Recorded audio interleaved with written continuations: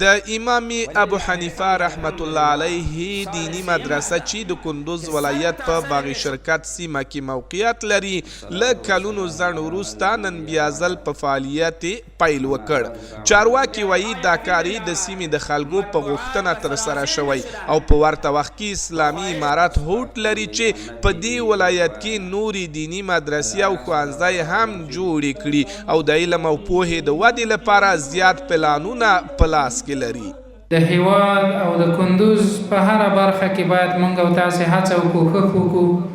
چې مدارس، مکاتب، پوهنتونونه او د دین مراکز لا زیات شي تر څو زموږ هغه هیوادوال، هغه ځوانان او هغه راتلونکي نسلونه چې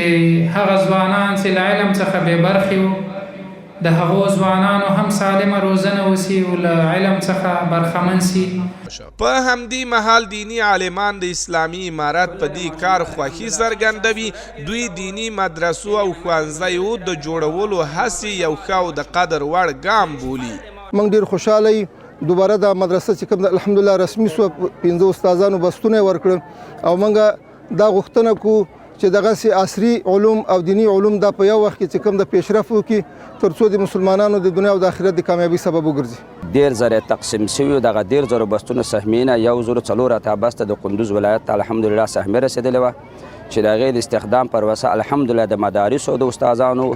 رسما پیل شوې ده او په حال د اختتام د خاتمې کې دي. په ورته وخت کې دغه کار د کندوز ښاریانو له هرکلي سره مخ شوی. دوی وایي دا ډول کارونه د ځوان نسل د سالمې روزنې لپاره ډیر ګټور دي او په ځانګړې توګه د ټولنې ځوان نسل سالمې روزنې ته باید زیاته پاملرنه وشي.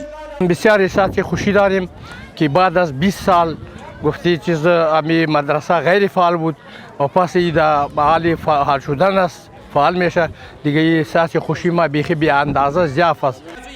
د کندوز ولایت اړوند باغ شرکت سیمه کې د امام ابو حنیفه رحمت الله علیه مدرسه